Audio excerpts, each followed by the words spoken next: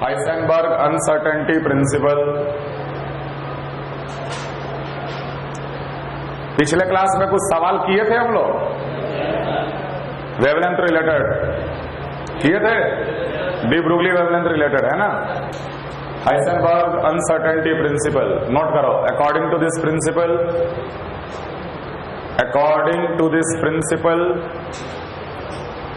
according to this principle, the position and momentum, according to this principle, the position and momentum of the electron, according to this principle, the position and momentum of the electron cannot be found simultaneously. According to this principle, the position and momentum of the electron in an atom cannot be found simultaneously. Heisenberg uncertainty principle कहता है कि position of electron और momentum of electron एक साथ बताना impossible है। या तो तुम पोजीशन ऑफ इलेक्ट्रॉन ही बता पाओगे या मोमेंटम ऑफ द इलेक्ट्रॉन ही बता पाओगे। मोमेंटम मतलब indirectly velocity. Mass of electron तो हमें पता ही है, फिक्स्ड है, 9.1 × 10⁻³ किलोग्राम। तो velocity and the position cannot be calculated simultaneously. If you are calculating, then definitely there will be some error in your calculation, and that error is called uncertainty. That error is called uncertainty. If position and momentum is calculated, then definitely there will be some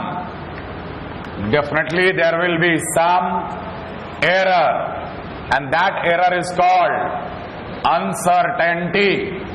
You will be uncertain about your answer. अगर आप position और momentum एक साथ अगर बताने का कोशिश करोगे तो आपका आंसर एक्यूरेट नहीं होगा, आप अपने आंसर में अनसर्टेन रहोगे।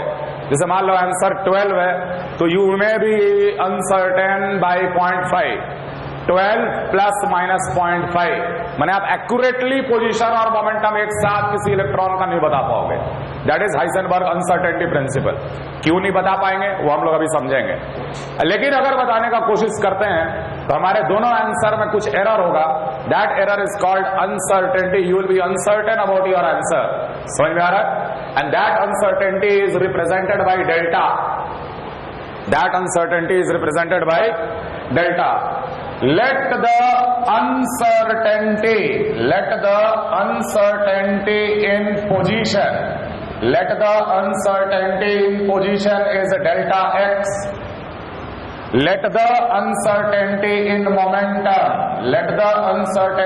momentum is delta p. Position और मोमेंटम दोनों में आपको अनसर्टेनिटी या एरर आएगा। किसी भी इलेक्ट्रॉन का पोजीशन और मोमेंटम दोनों एक साथ नहीं बताया जा सकते। अगर एक साथ बताने का कोशिश करोगे तो न तो पोजीशन एक्यूरेट आएगा ना ही मोमेंटम एक्यूरेट आएगा। दोनों वैल्यू में कुछ एरर होंगे और उस एरर को हम लोग अनसर्टेनिटी कहते हैं। Let delta x represent the uncertainty in position of the electron. Let delta p represent the uncertainty in momentum of the electron. Then Heisenberg uncertainty principle says that delta x into delta p will be always greater than or equal to h/4π. यही Heisenberg uncertainty equation है कि let delta x is the uncertainty in the position, let delta p is the uncertainty in the momentum, then always delta x into delta p will be greater than or equal to h/4π. h is a Planck's constant. हमेशा इस value के बराबर या इससे ज्यादा ही uncertain होगा, इससे कम कभी नहीं होगा। अब ये डेराइव करके कहां से आया, that is not in your syllabus. सीधे इक्वेशन को याद रखना है कि uncertainty in position multiplied by uncertainty in momentum is always greater than or equal to h/4π. अब देखो, मान लो ये न्यूक्लियस है, न्यूक्लियस के चारों ओर एक इलेक्ट्रॉन घूम रहा है। पहला concept, de Broglie de Broglie ने बोला कि any moving particle that is sub atomic particle, चाहे electron, proton, neutron, any moving particle can be considered as a wave. और वो वेव कैसा मान लिया कि अगर इलेक्ट्रॉन अगर घूम रहा है ऑर्बिट में तो इस तरीके से हम लोग एक वेव बना दी, वेव की तरह घूम रहा है। अगर हम इलेक्ट्रॉन को वेव मान लें तो तुमसे पूछे बता इलेक्ट्रॉन कहां, बता पाओगे? अब तो इलेक्ट्रॉन कहां है ये बताना तो मुश्किल है। अगर इलेक्ट्रॉन में वेव कैरेक्टर है और वेव को अगर हम एक मान लें कि एक इलेक्ट्रॉन ऑर्बिट में मूव कर रहा है, मतलब कि एक वेव मूव कर रहा, तो अगर ये वेव कैरेक्टर रखता है तो अगर हम तुमसे बोले कि एग्जैक्टली इलेक्ट्रॉन का पोजीशन बताओ कहां पर है, वी कैन नॉट से द इलेक्ट्रॉन एग्जैक्ट पोजीशन। बात समझ में आ रहा है? दूसरी बात, इसीलिए अनसर्टेनिटी आया, अनसर्टेनिटी का कंसेप्ट ही इसलिए आया, डी ब्रूगली के बाद ही ये कंसेप्ट आया कि अगर इलेक्ट्रॉन को वेव अगर मान ले तो फिर हम बता पाएंगे कि इलेक्ट्रॉन कहां पर है? नहीं है, क्योंकि वो वेव पूरा का पूरा ट्रैवल कर रहा है continuous wave around the orbit of a particular wavelength lambda. Definitely we can not say what is where is the electron lying, electron कहां पर हम लोग बता नहीं पाएंगे, क्योंकि वेव कैरेक्टर में इलेक्ट्रॉन का पोजीशन बताना मुश्किल है। दूसरी बात, अगर आपको किसी एक इलेक्ट्रॉन का पोजीशन लोकेट करना है तो suppose this is the origin, origin O, इस ओरिजिन के हिसाब से इस ओरिजिन के हिसाब से इस इलेक्ट्रॉन का पोजीशन पता करना है। अब इलेक्ट्रॉन का पोजीशन पता करने के लिए हम लोग क्या तरीका अपना सकते हैं? Electromagnetic radiation. ऐसा तो नहीं कि हम लोग इलेक्ट्रॉन को देख के पोजीशन बता दें। हम लोग एक ऐसा apparatus के बारे में सोच सकते हैं कि वो apparatus यहां पर फिटेड है और वो apparatus एक वेव छोड़ता है और वेव इलेक्ट्रॉन के साथ टकरा कर वापस आके हमको सिग्नल दे कि हाँ इलेक्ट्रॉन वहां पर है। इलेक्ट्रॉन को डिटेक्ट करना है तो हम लोग डेफिनेटली वेव का इस्तेमाल करेंगे। बस समझ में आ रहा है? इलेक्ट्रॉन को अगर डिटेक्ट करना है तो हम लोग क्या इस्तेमाल करेंगे? वेव का इस्तेमाल करेंगे। Electrons are invisible, we can only send a signal and that signal should hit the electron, come back और हमें सिग्नल दे दे कि हाँ भाई इलेक्ट्रॉन वहां पर लाई कर रहा। ऐसे ही सोच सकते हैं। अब अगर आप बहुत बड़ा वेवलेंथ का रेडिएशन अगर इस्तेमाल करोगे तो वो वेवलेंथ इलेक्ट्रॉन के साथ टकराएगा ही नहीं। A larger wavelength of the light cannot hit the electron, वो टकराएगा ही नहीं क्योंकि वेवलेंथ बहुत लार्ज है and electron is a very very tiny particle. Tiny particle के साथ अगर वेव को टकराना है तो you will have to use a very very less wavelength light. कैसा वेवलेंथ ऑफ लाइट का इस्तेमाल हम लोग को करना पड़ेगा? कुछ ऐसा, समझ में आ रहा? जो इलेक्ट्रॉन के साथ टकराए, वापस आए और सिग्नल दे दे कि हाँ भाई वहां पे इलेक्ट्रॉन लोकेटेड है और हम तुमको तुरंत एक्स वाई पोजीशन बता दें। ऐसे ही समझेंगे ना? समझ में आ रहा? A larger wavelength of light cannot locate the electron, cannot locate the electron, but a very smaller wavelength light can locate the electron. लेकिन अब देखो होगा क्या? वेरी स्मॉल वेवलेंथ मतलब कि हाईली एनर्जेटिक, क्योंकि हमें पता है E = hc/λ। अगर लैम्डा बहुत छोटा हो गया तो एनर्जी बहुत ज्यादा होगा उस वेव में, और अगर लैम्डा बहुत बड़ा है तो उसमें एनर्जी वास्तव में बहुत कम होगा। बस समझ में आ रहा है? छोटा वेवलेंथ वाला लाइट इलेक्ट्रॉन को लोकेट कर सकता है, लेकिन चक्कर क्या है कि जैसे ही ये लाइट इसको हिट करेगा हमें पोजीशन तो पता चल जाएगा, लेकिन जैसे ही हिट करेगा उस वक्त इस इलेक्ट्रॉन का मोमेंटम भी चेंज हो जाएगा। होगा कि नहीं होगा? तो हमें पोजीशन अगर एक्यूरेटली पता चल गया तो मोमेंटम नहीं बता सकते, और उसका वेलोसिटी को अगर आप डिटेक्ट कर लिए तो पोजीशन नहीं बता सकते। Are you getting my point? यही कारण है कि the position of the electron and momentum of the electron cannot be found simultaneously, cannot be calculated simultaneously. This wavelength can detect position, but at the same instant the momentum will change, क्योंकि highly energetic है। क्योंकि ये light highly energetic light है, ये light highly energetic light है, इसलिए जिस वक्त वो टकराएगा पोजीशन तो पता चल जाएगा, लेकिन जैसे ही इलेक्ट्रॉन के साथ टकराएगा इलेक्ट्रॉन का मोमेंटम भी चेंज हो जाएगा, वेलोसिटी चेंज हो जाएगा। ये बात समझ में आ रहा? इसलिए हम लोग मोमेंटम पता नहीं कर पाएंगे। अगर मोमेंटम पता भी कर लिए तो हम लोग पोजीशन पता नहीं कर पाएंगे। मोमेंटम का पता कैसे करेंगे? By using a larger wavelength of light. मान लो हम लोग लार्जर वेवलेंथ को इस्तेमाल करके मोमेंटम पता किए तो हम लोग को पोजीशन पता नहीं चल पाएगा कि एग्जैक्ट पोजीशन क्या है। ये बात समझ में आ रहा है? So let there is an uncertainty in the position as well as momentum. Then Heisenberg equation says that delta x into delta p will be greater than or equal to h upon 4 pi. Tell me. Origin आप कहीं भी मान सकते हो, उसके हिसाब से position हम लोग डिलोकेट कर रहे हैं। एक एटम फिक्स है, उस एटम में एक इलेक्ट्रॉन का पोजीशन बताना है, तो उसके पोजीशन को हम लोग बहुत तरीके से हम लोग डिफाइन कर सकते हैं डिपेंडिंग ऑन आवर ओरिजिन। ये कंसेप्ट है सोचने का। हम अपना ओरिजिन हम न्यूक्लियस को भी मान सकते हैं। उस पॉइंट से कहां इलेक्ट्रॉन लाई कर रहा है। Definitely, I can shift the origin. Accordingly, my coordinates will change. Clear है ये चीज? ना हाँ, जैसे हम लोग को पता है कि P is always equal to mv. So delta of P will be equal to m, तो constant होगा m into delta v. So we can write delta x into m into delta v greater than or equal to h upon 4 pi. So delta of x into delta of v greater than or equal to h upon 4 pi m.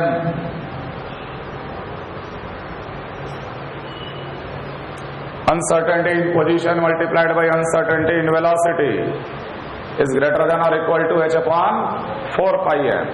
हम लोग numerical problem solve करने के लिए equality sign का इस्तेमाल करेंगे। अगर हमसे कोई डेल्टा एक्स देकर डेल्टा पी पूछा तो इक्वल टू वाला साइन हम लोग इस्तेमाल करेंगे। Delta x into delta p is equal to h upon 4 pi. Equality sign का इस्तेमाल करके हम लोग सॉल्व करेंगे। कॉपी करो यहां तक।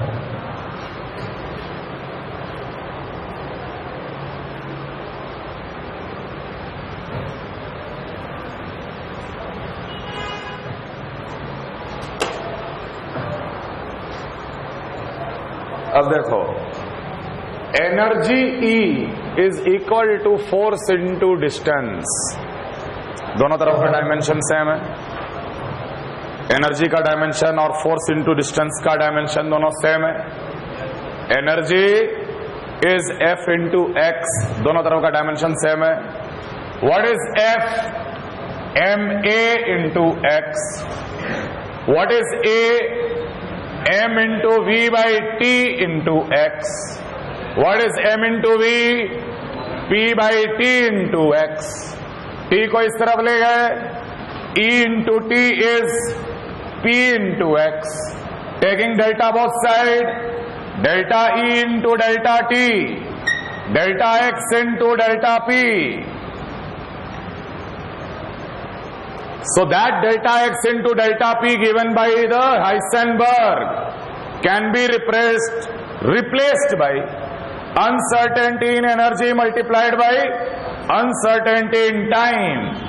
Delta E into delta t will be greater than or equal to h upon 4 pi. ये इक्वेशन को भी हम लोग हाइसेनबर्ग अनसर्टेनिटी इक्वेशन ही कहते हैं, जो कि एनर्जी और टाइम से रिलेटेड है।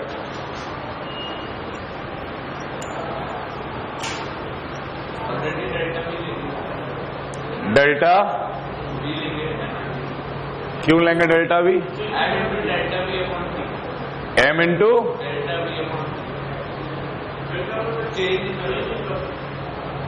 वेलोसिटी। ओके, तो v को आप चेंज ही मानो ना। डेल्टा लेके चलोगे तो आपका डेल्टा p डायरेक्ट आ जाएगा।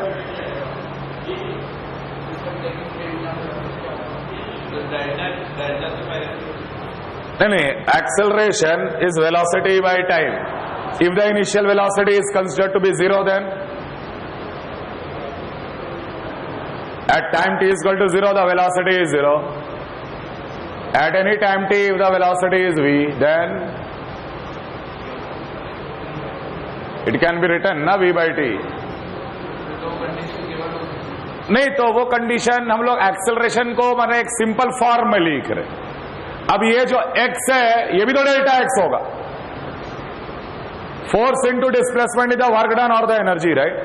हम डायमेंशन वाइज कर रहे, I am taking the same dimension. बात समझ में आ रहा है? उस हिसाब से आगे बढ़े। क्वेश्चन लिखो, if the uncertainty in position of electron is 0.33 pm, what will be the uncertainty in velocity? Very simple. Show that the electron, ये अच्छा सवाल है। Show that the electron cannot be present in the nucleus by using uncertainty principle. Show that the electron cannot be present in the nucleus using uncertainty principle. Third, if the uncertainty in position and momentum of electron is same, then what will be its uncertainty in velocity?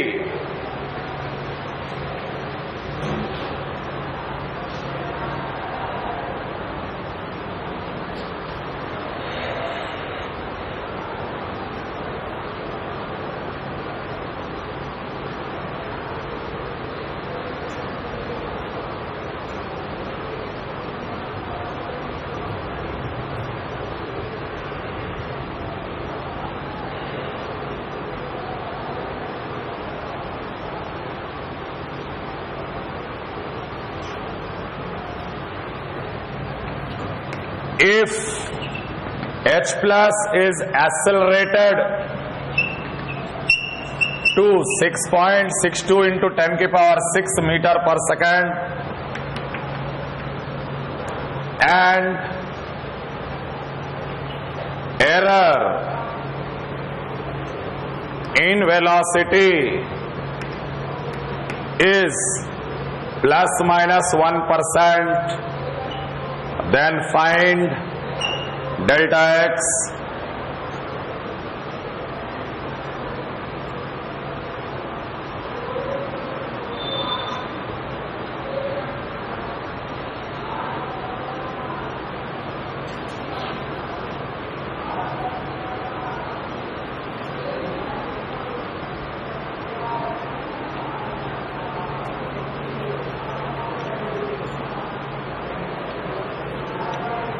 If the uncertainty in the position of the electron, very simple, position of the electron is 0.33 picometer, then what will be the uncertainty in velocity? अभी हम लोग पढ़े थे कि delta x into delta v h upon 4 pi m आया था, बस m ही तो आया था यहाँ पे। तो delta v uncertainty in velocity पूछ रहा है, तो delta v will be equal to h upon 4 pi m into delta x। So h is 6.625 into 10 की power minus 34 joules SI unit। तो 4 into 3.14 multiplied by mass of electron, electron के लिए 9.1 into 10 की power minus 31 kilogram into delta x, and delta x should be in meter। 0.33 into 10 to the power minus of 12 metre solve करके यही निकालेंगे, delta v uncertainty in position आ जाएगा। मुझे accurate answer नहीं चाहिए, फॉर्मूला करेक्ट तरीका से बिठाओ, यूनिट का ध्यान रखो, that is important. Show that the electron cannot be present in the nucleus by using Heisenberg uncertainty principle?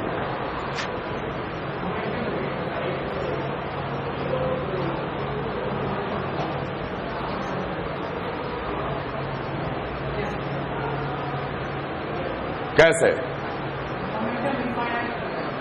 Momentum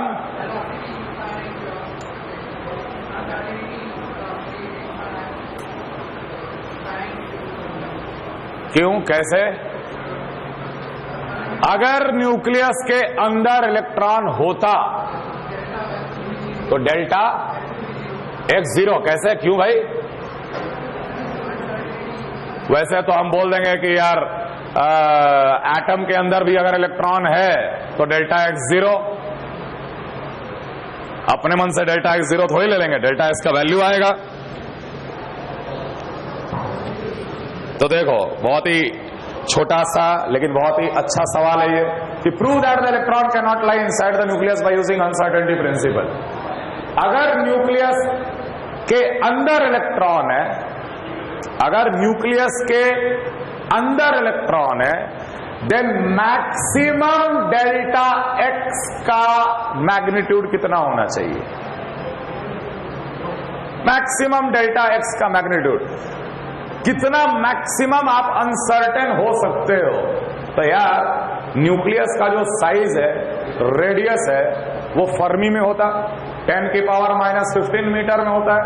तो मेरा अनसर्टेनिटी इन पोजीशन 10⁻⁻15 के ऑर्डर में आएगा। इससे ज्यादा तो हम अनसर्टेन नहीं हो सकते। इससे ज्यादा अगर अनसर्टेन हो गए मतलब कि इलेक्ट्रॉन मेरा न्यूक्लियस में है ही नहीं। अगर न्यूक्लियस का साइज 10⁻⁻15 मीटर के ऑर्डर में होता है, ये तो सबको पता है ना, R=R0 a⁻⁻⁴ radius of nucleus proposed by Rutherford, R=R0 into a⁻⁻⁴, R0 1.33 into 10⁻⁻15। तो न्यूक्लियस का जो साइज है 10⁻⁻15 मीटर के ऑर्डर में, ज्यादा से ज्यादा आप इतने ही अनसर्टेन हो सकते हो। Maximum uncertainty is this much. तो अगर अनसर्टेनिटी आया 10⁻⁻15 के ऑर्डर में, then what will be the uncertainty in velocity? Uncertainty in velocity is h/4πm into delta x. H is 6.625 into 10⁻⁻34 divided by 4 pi. M is 9.1 into 10⁻⁻31 and delta x is 10⁻⁻15. So ultimately uncertainty in velocity will come 15 और 31 कितना होता? 46। 46 ऊपर गया तो 46 - 34 कितना होता? 46 - 34 कितना होता? 12। मतलब ये वैल्यू आ रहा 10⁻12 मीटर पर सेकंड के ऑर्डर में। Not possible. Speed of light ही 3 × 10⁸ होता है यार। जब लाइट का स्पीड ही 10⁸ मीटर पर सेकंड होता है तो आप अनसर्टेनिटी 10⁻12 मीटर पर सेकंड कैसे हो सकता है? So this is the proof by contradiction, है ना? Let the electron is lying inside nucleus. तो uncertainty in velocity जो आता है वो स्पीड ऑफ लाइट से ज्यादा आता है। एरर आ गया स्पीड ऑफ लाइट से ज्यादा, माने उसका एक्चुअल वेलोसिटी जो होगा वो भी स्पीड ऑफ लाइट से ज्यादा। Not possible. Therefore the electron cannot lie inside nucleus. That is the proof by Heisenberg uncertainty principle. अगला सवाल,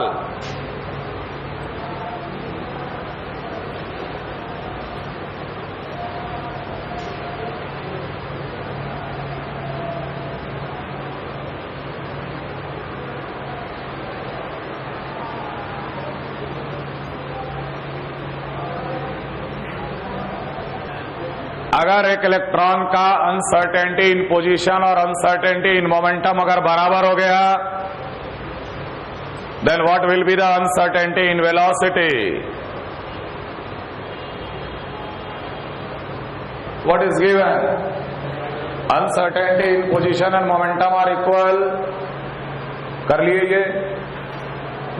हाँ, obviously delta x is equal to delta P given for the electron. और हमें यह भी पता है कि delta x into delta p जो होता है ग्रेटर देन और इक्वल टू h/4 पाई होता है। तो डेल्टा एक्स डेल्टा पी अगर बराबर है तो हम लोग इसको लिख सकते हैं डेल्टा पी का स्क्वायर इज ग्रेटर देन और equal to h upon 4 pi. अब आगे कर लो, आगे अटेम्प्ट करो।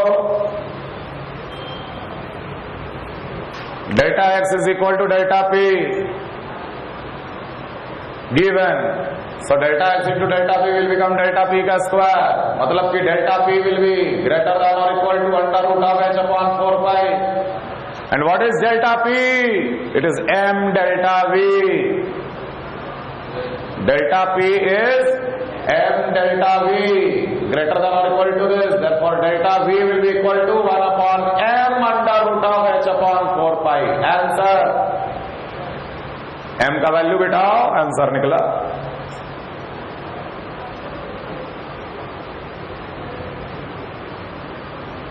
If h plus is accelerated up to a velocity of 6.62 into 10 to the power 6 meter per second, और ये मेरा वैल्यू में एरर है ±1% का, then what will be the uncertainty और the error in the position?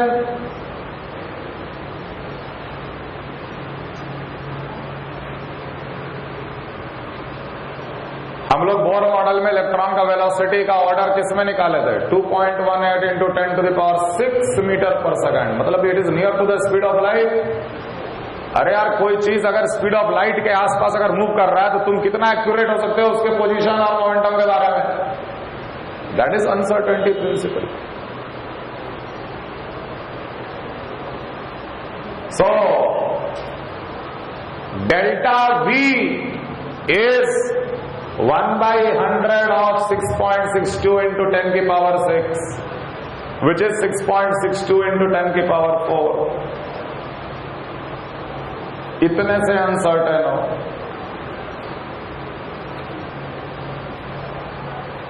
%, ±8%, तो वही 1% ही एरर है। Delta x is that 1% of the value calculated. Clear? तो डेल्टा वी पता चल गया तो डेल्टा एक्स भी पता चल जाएगा। तो फिर डेल्टा एक्स क्या आ जाएगा? डेल्टा एक्स ग्रेटर देन और equal to h upon 4 pi m into, क्योंकि ये डेल्टा पी है, delta x into delta p h upon 4 pi होता। डेल्टा भी पता है, मास ऑफ इलेक्ट्रॉन पता है, अनसर्टेनिटी इन पोजीशन कैलकुलेट हो जाएगा। Clear? Clear?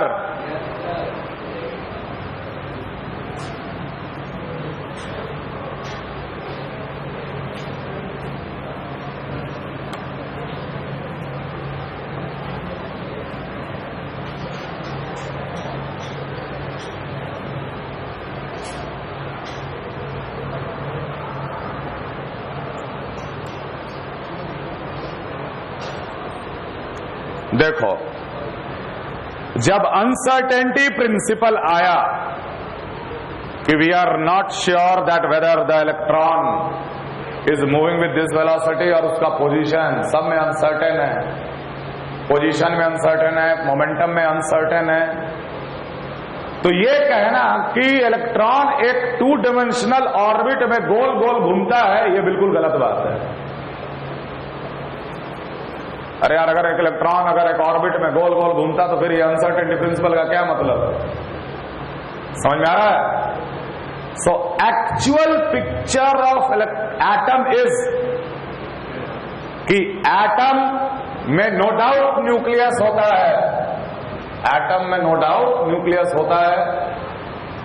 Electrons revolve around the nucleus and it is located like electron cloud, जिसे हम लोग बोलते हैं electron cloud.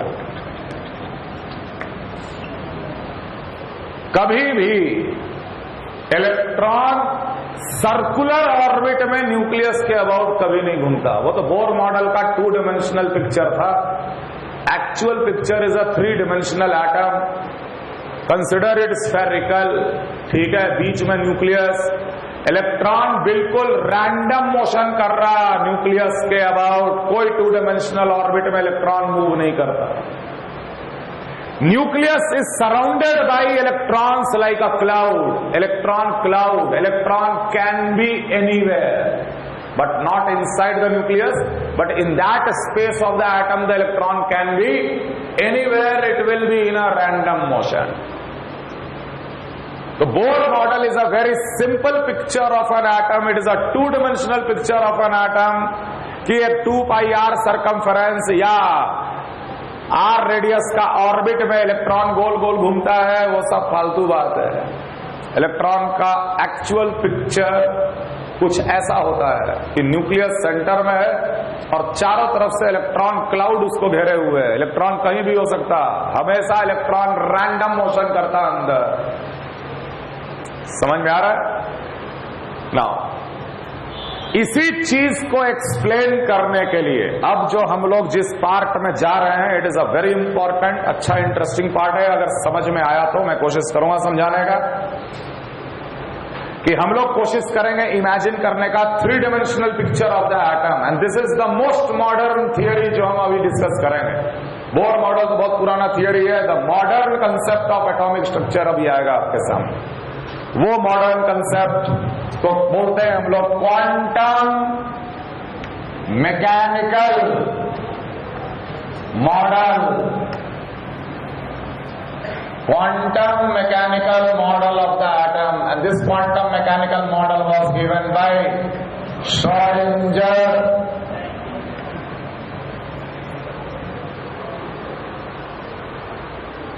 Quantum mechanical model of the atom, and this is a 3-dimensional model of the atom, actual model of the atom, quantum mechanical model of the atom.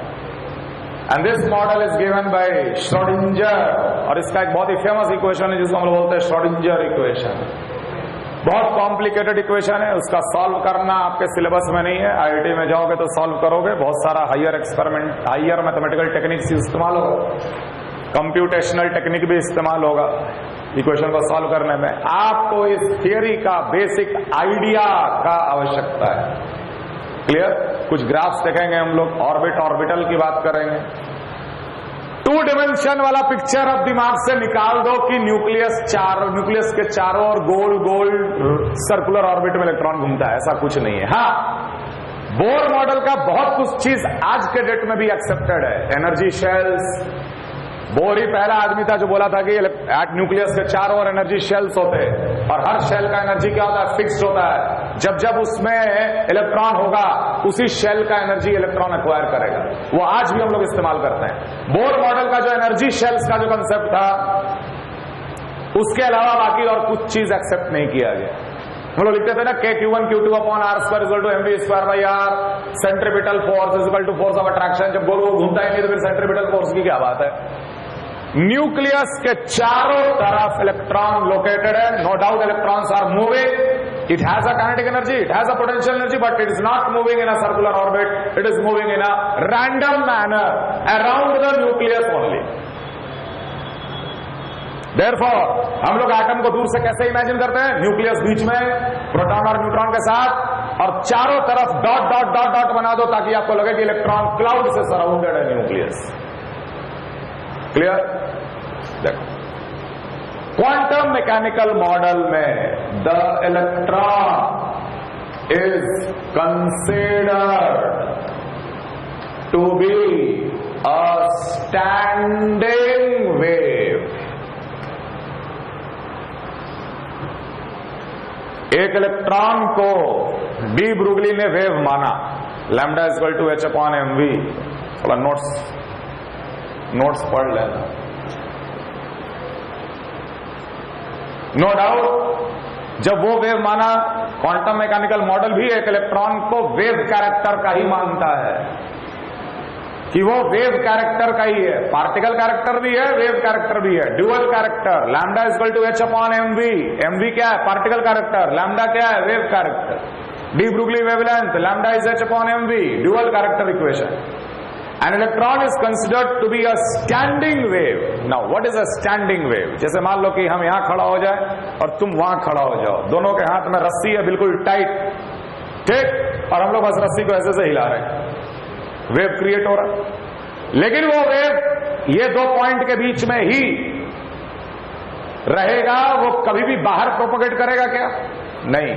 तो ये जो standing wave है, आप लोग 12वीं क्लास में sound wave topic पढ़े हो, पहले 11th में पढ़े हो साउंड वेव टॉपिक? क्या जो भी है 12वीं में पढ़ाया जाएगा। साउंड वेव में आप लोग स्टैंडिंग वेव का इक्वेशन पढ़ोगे, स्टैंडिंग वेव का एनर्जी निकालना सीखोगे, सारा प्रॉपर्टी सीखोगे आप लोग स्टैंडिंग वेव का। This is called standing wave. मतलब कि वॉल, इधर भी वॉल और बीच में एक स्ट्रिंग था जिसको हम ऐसे खींच के छोड़ दिए तो वेव तैयार हो गया। ऐसा वेव भी तैयार हो सकता है, ऐसा वेव भी तैयार हो सकता है, और भी हम नोड बना सकते। समझ आ रहा है? तो बहुत सारे नोड वाले भी वेव तैयार हो सकते हैं। मतलब कि दो पॉइंट के बीच में ही वो वेव है, उसका वेवलेंथ, उसका एम्पलीट्यूड, उसके नोड्स, उसका स्टडी करना स्टैंडिंग वेव का स्टडी करना होता है।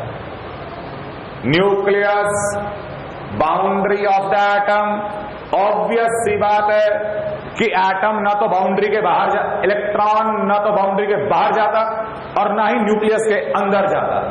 If you are considering an electron to be a standing wave, that means that standing wave will be from the nucleus to the boundary. That standing wave, जैसे हम लोग दो आदमी के बीच में हम लोग स्टैंडिंग वेव बनाए, तुम एटम को भी ऐसी स्टैंडिंग वेव का दो पोजीशन मान सकते हो, न्यूक्लियस और बाउंड्री। इन्हीं दो के बीच में इलेक्ट्रॉन है, कहां है नोबडी नोज। सर्कुलर ऑर्बिट में तो नहीं है, कहीं भी हो सकता। इलेक्ट्रॉन को वेव माने, वो वेव या वो इलेक्ट्रॉन ना तो न्यूक्लियस के अंदर जाता है और ना ही वो बाउंड्री के बाहर आता है। तो हम लोग एक इलेक्ट्रॉन को स्टैंडिंग वेव मान रहे हैं between the nucleus and the boundary. बात समझ में आ रहा है? अब for any standing wave, the energy is directly proportional to the amplitude square. किसी भी स्टैंडिंग वेव का energy total energy is directly proportional to the amplitude square. जैसे यहां पर एम्पलीट्यूड कुछ और है, यहां पर एम्पलीट्यूड कुछ और है, यहां पर कुछ और है, यहां पर कुछ और है। No doubt the amplitude is a function of x. Amplitude अगर हम y बोल रहे हैं then that y will be a function of x। Amplitude को एम्पलीट्यूड फंक्शन भी बोला जा सकता है, it is a function of x। लेकिन किसी भी पॉइंट पे उस स्टैंडिंग वेव का टोटल एनर्जी एम्पलीट्यूड के स्क्वायर के प्रोपोर्शनल होता। ये तुम लोग फिजिक्स में भी पढ़ोगे कि स्टैंडिंग वेव का energy is always proportional to the amplitude square. What is the energy here? Zero. Energy here zero. यहां भी एनर्जी जीरो। जहां जहां एम्पलीट्यूड ज्यादा वहां एनर्जी ज्यादा, जहां पे एम्पलीट्यूड कम वहां एम्पलीट्यूड। क्लियर है ये बात? अब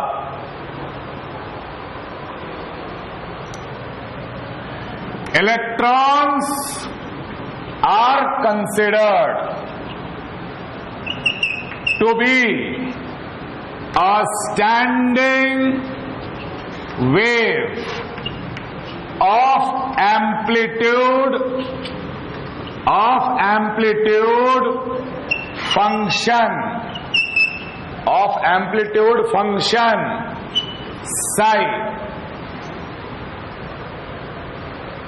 इलेक्ट्रॉन को अगर हम लोग स्टैंडिंग वेव मानते हैं, उस स्टैंडिंग वेव का भी amplitude will be a function of x y z. हम तो यहां 2 डायमेंशनल पिक्चर बनाए, 3 डायमेंशनल पिक्चर में इसी वेव का एम्पलीट्यूड एक्स वाई जेड तीनों पर डिपेंड करेगा। तो इलेक्ट्रॉन को जब स्टैंडिंग वेव माना जाता है तो उसका जो एम्पलीट्यूड का जो फंक्शन है उसको हम लोग एम्पलीट्यूड फंक्शन को किससे रिप्रेजेंट करते हैं? साई से रिप्रेजेंट करते हैं। ये साई क्या है बेसिकली समझ में आ रहा है? It is the amplitude function. It is also called as wave function. Amplitude function और wave function। तो ऑब्वियस सी बात है कि energy will be proportional to psi square। Energy will be proportional to psi square. Energy of the wave will be proportional to psi square. अब ध्यान दें, obviously जब हम इलेक्ट्रॉन को ही वेव माने हैं, इलेक्ट्रॉन को स्टैंडिंग वेव माने हैं, तो जहां इलेक्ट्रॉन होगा वहीं एनर्जी ज्यादा होगा। एनर्जी कौन दे रहा? इलेक्ट्रॉन के वजह से ही तो energy of the wave is because of energy of the electron, because you have considered the electron as a wave. तो वेव का कहीं एनर्जी बहुत कम होगा और वेव का कहीं एनर्जी बहुत, जहां एनर्जी ज्यादा होगा हम बोलेंगे इलेक्ट्रॉन भी वहीं होगा, क्योंकि एनर्जी किसके वजह से आएगा? इलेक्ट्रॉन के वजह से ही तो आएगा। यह बात समझ में आ रहा है क्या? वापस हम ये बोले कि ये चौक पीस को तुम वेव मान ले, ये चौक ये दोनों दीवार के बीच में रहता है, तो हमने वेव बना दिया मानते हुए, ठीक। उस वेव का एक एम्पलीट्यूड भी होगा, कहीं एम्पलीट्यूड ज्यादा कहीं कम, ठीक। उस वेव का जो एनर्जी होता है किसी भी पॉइंट पे एम्पलीट्यूड फंक्शन का स्क्वायर होता है। ये भी समझ में आ रहा? अब मान लो मेरे को पता चला इस वेव का एनर्जी इस पॉइंट पे सबसे ज्यादा है। अगर वेव का एनर्जी इस पॉइंट पे सबसे ज्यादा है तो यार इलेक्ट्रॉन तो वहीं पे होगा ना। एनर्जी किसके वजह से आ रहा है? Total kinetic energy plus total potential energy. Wave का एनर्जी मतलब wave energy of electron. Yes और नो? तो हम क्यों ना बोल दें कि जिस पोजीशन पे एनर्जी ज्यादा आएगा वहां पर इलेक्ट्रॉन के होने का प्रोबेबिलिटी भी ज्यादा है।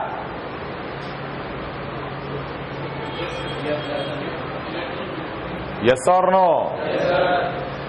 जिस पॉइंट पे एनर्जी ज्यादा आएगा उस पॉइंट पे इलेक्ट्रॉन के होने की प्रोबेबिलिटी ज्यादा है। इसीलिए हम लोग कह सकते हैं कि probability of finding the electron is equal to proportional to psi square. हम लोग तो ये 100% श्योरिटी के साथ बोल ही नहीं सकते कि इलेक्ट्रॉन कहां है। अनसर्टेनिटी प्रिंसिपल, हम लोग हमेशा प्रोबेबिलिटी में बात करेंगे। अरे यहां इलेक्ट्रॉन का होने का प्रोबेबिलिटी 99%, यहां पर नियरली 0%, यहां पर 50%। ऐसे सोच, एक प्लास्टिक का हॉलो बॉल, प्लास्टिक का एक बॉल बड़ा सा, उसके अंदर में एक मक्खी। अब वो मक्खी कहीं भी हो सकता है। मक्खी तो उस स्फीयर के अंदर कहीं भी मूव कर सकता। हर जगह मक्खी का पाने का प्रोबेबिलिटी कुछ ना कुछ वैल्यू मिलेगा, लेकिन ये तय बात है कि वो मक्खी कभी बॉल के बाहर नहीं निकलेगा। बस यही है एटॉमिक स्ट्रक्चर। अभी मॉडर्न कंसेप्ट, एटम के अंदर इलेक्ट्रॉन कहीं भी हो सकता है। We cannot define a path, we cannot define a orbit, it can be anywhere but it will never come out of the atom, ठीक। अब रहा बात अंदर का। अब हम पूछेंगे तुमसे, कितना प्रोबेबिलिटी है इस मक्खी का कि वो सेंटर के आसपास रहता? कितना प्रोबेबिलिटी है इस मक्खी का कि वो सेंटर से 1 सेंटीमीटर दूरी पे वो रहता है? समझ में आ रहा? तो ये प्रोबेबिलिटी हम कैसे प्लॉट कर सकते? मक्खी को वेव मान लिए, वेव मानते ही हर जगह मेरे को एम्पलीट्यूड फंक्शन मिल गया। हर पॉइंट पे हम साई स्क्वायर निकाल सकते, and that Sai square will give me the probability of finding the electron. Yes और नो? कुछ एरिया होगा एटम के अंदर जहां प्रोबेबिलिटी मेरे को बहुत ज्यादा मिलेगा, कुछ ऐसे भी एरिया होंगे एटम के अंदर जहां प्रोबेबिलिटी 0 मिलेंगे, जहां प्रोबेबिलिटी कम मिलेगा। थियरी का पीछे लॉजिक समझ में आ रहा? थियरी के पीछे लॉजिक समझ में आ रहा? क्लियर है? लॉजिक समझ में आ रहा है? Okay. Now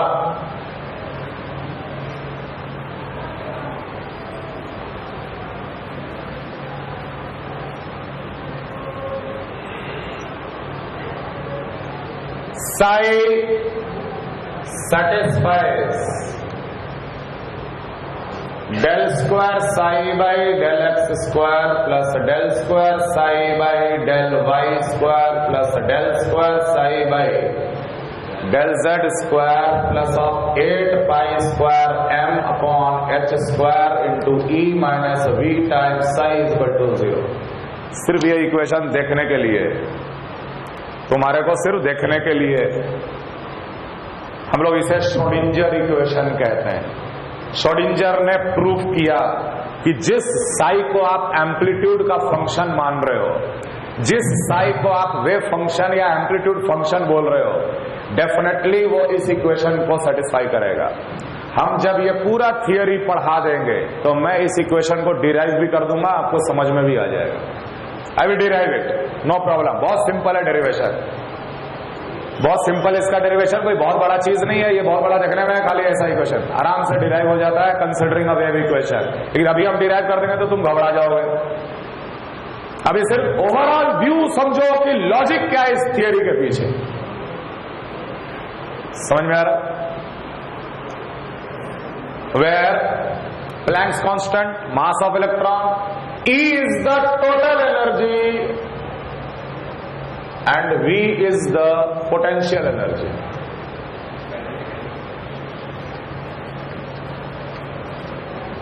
This equation is called Schrodinger equation. Kinetic energy लिखने के बाद ही नीचे आता है ये सब।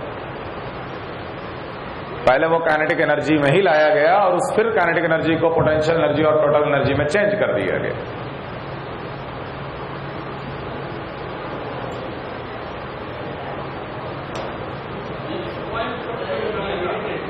और ये फॉर्म ऑफ इक्वेशन को सॉल्व करने के लिए इस फॉर्म में लिखना जरूरी है। काइनेटिक एनर्जी लिख देंगे तो फिर इसको सॉल्व करना बहुत डिफिकल्ट हो जाएगा। अब ध्यान देना, हाँ, डबल डिफरेंशिएशन का सिंबल है और ये भी तुम्हारे अभी कोर्स में नहीं है। इसे बोलते हैं पार्शियल डिफरेंशिएशन। ठीक है, पार्शियली डिफरेंशिएशन। अभी के लिए सिर्फ बोले, इसको पिक्चर की तरह याद रखो। अब हम इसको ऐसे लिख रहे हैं, del upon del x square plus del square upon del y square plus del square upon del z square into psi that plus 8 pi square m upon h square e minus 8 pi square m upon h square v psi is equal to 0. Clear? Divided by 8 pi square m by h square, so it will become h square upon 8 pi square m del x square plus del square by del y square plus del square by del z square psi plus e psi minus v psi is equal to 0.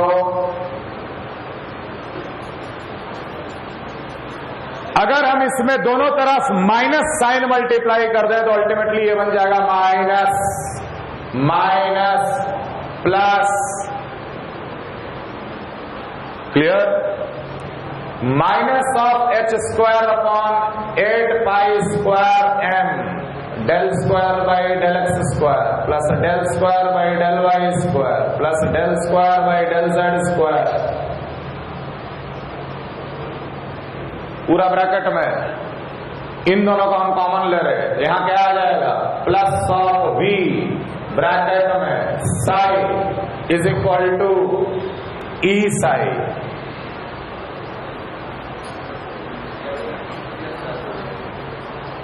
आएगा?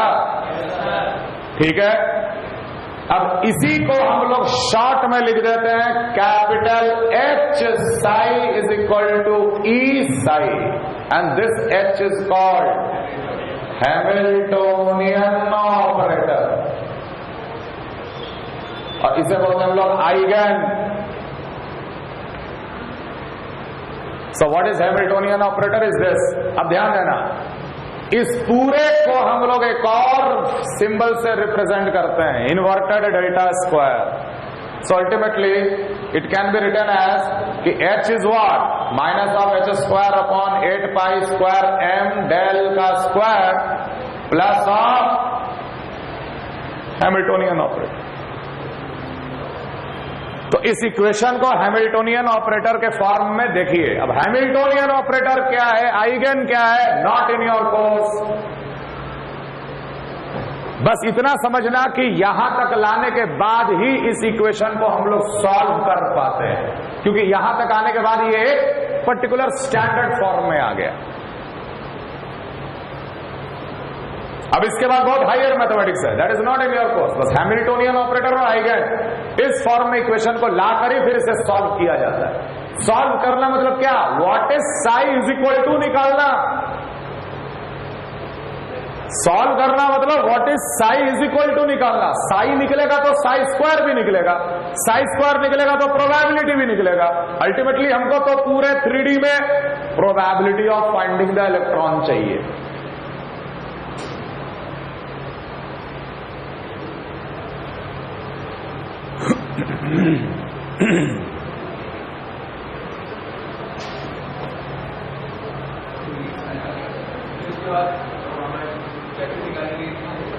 क्या चीज, ऐसे cap लगाते हैं, हाँ बोलो।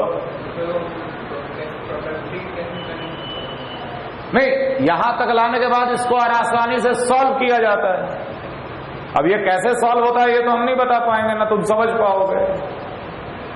ये मान के चलो कि इसके बाद हम लोग ये निकाल लेते हैं what is psi is equal to, and that psi comes function of x, function of y, z, E, V, as well as some number N, L, M and so on. It is a very complicated equation which we get after solving. जब इसे solve करके हम लोग Sai is equal to जब function निकालते हैं तो वो फंक्शन बहुत ही कॉम्प्लिकेटेड सा इक्वेशन आता है, जो एक्स वाई जेड का फंक्शन होता है, एनर्जी पोटेंशियल एनर्जी का फंक्शन होता है, और कुछ नंबर के भी फंक्शन होते हैं, एन एल एम जिसको हम लोग बोलते हैं। अब ये नंबर का क्या इंपॉर्टेंस है आगे हम लोग देखेंगे। यहीं से निकलेगा क्वांटम नंबर, आखिरी टॉपिक इस सब्जेक्ट का। आइगन फंक्शन का नाम है, हैमिल्टोनियन ऑपरेटर का नाम है। अभी के लिए सिर्फ टर्म्स लिख के टर्म याद रखना। After solving, we get psi as a function of x, y. Psi क्या है? एम्पलीट्यूड। x बिठा दे, y बिठा दे, z बिठा दे, n, l, m सब बिठा दे, psi का एक वैल्यू आ जाएगा। ऐसे समझेंगे तो साई एक इक्वेशन मिला हमको, एम्पलीट्यूड फंक्शन का इक्वेशन। अब देखो, नॉट ऑल पॉसिबल वैल्यू या all possible expression of psi is accepted as solution.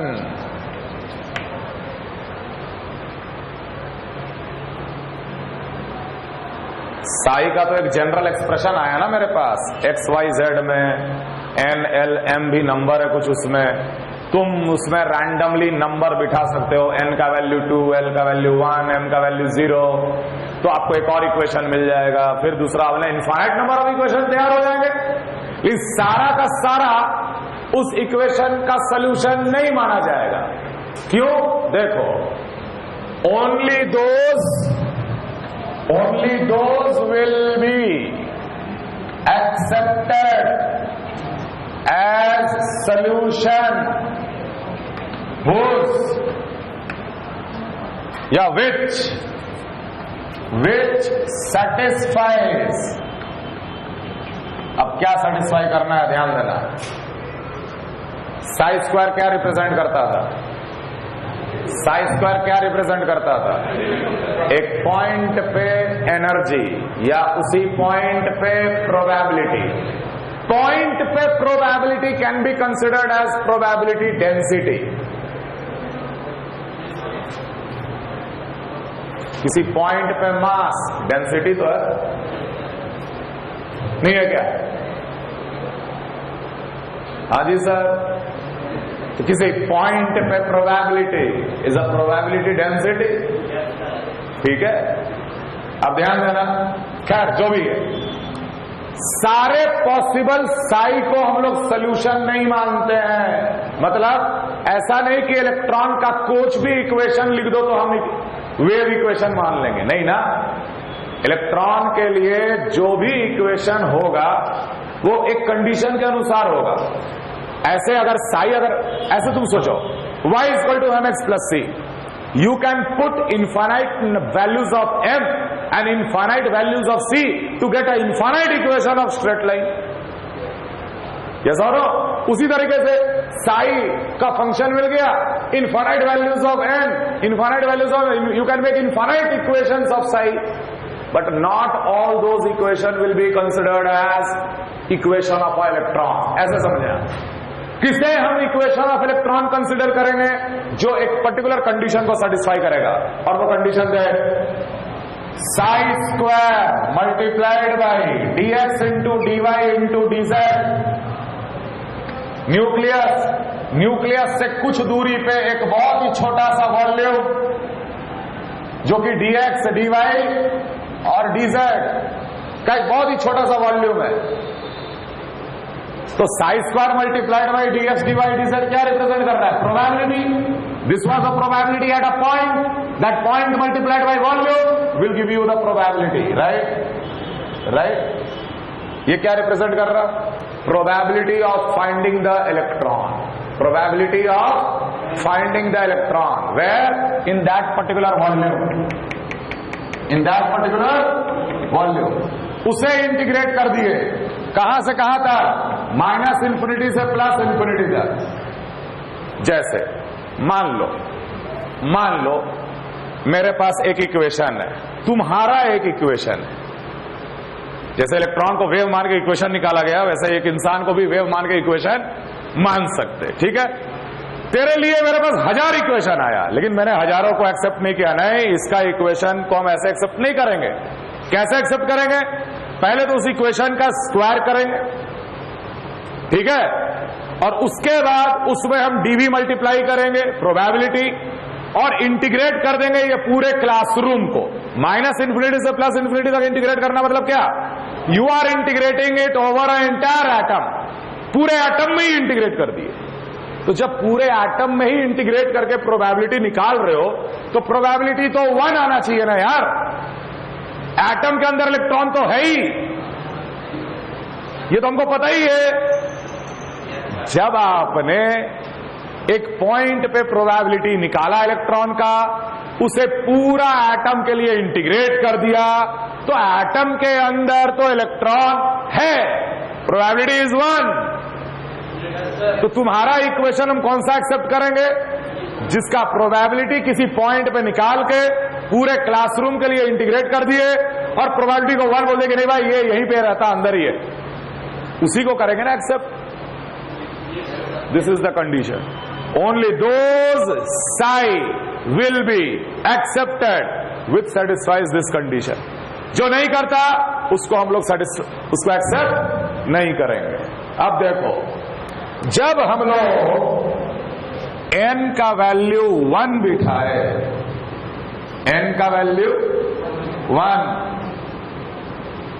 तो सिर्फ एक ही इक्वेशन साई 1 सपोज इस इक्वेशन को सेटिस्फाई किया। इनफाइनाइट में से मात्र एक ही इक्वेशन n=1 के लिए सेटिस्फाई किया, ये कंडीशन। जब हम n=2 बिठा के जब हम कोशिश किए, मेरे को 2 इक्वेशन मिला, एक साई 1 टाइप का और एक साई 2 टाइप का। n=3 बिठा के जब हम ये कंडीशन सेटिस्फाई किए, साई 1 मिला, साई 2 मिला, साई 3 मिला। n=4 के लिए सेटिस्फाई किए, साई 1, साई 2, साई 3, साई 5 के लिए psi 1, psi 2, psi 3, psi 4। What is this n? Energy shell. पहला शेल दूसरा शेल, तीसरा शेल, चौथा shell, that is represented by n. समझ में आ रहा? अब इसी को हम लोग आगे नाम दे देंगे 1s, 2s, 2p, 3s, 3p, 3d। समझ में आ रहा? 4s, 4p, 4d, 4f, यही से डिराइव होकर आता है। ठीक है, लेकिन बेसिकली अब psi1 is the equation of 1s, but what is s, what is the shape of s, why the shape of s is spherical, ये सब आप लोग अगले क्लास में पढ़ेंगे। लॉजिक को समझना है। ठीक, थैंक यू।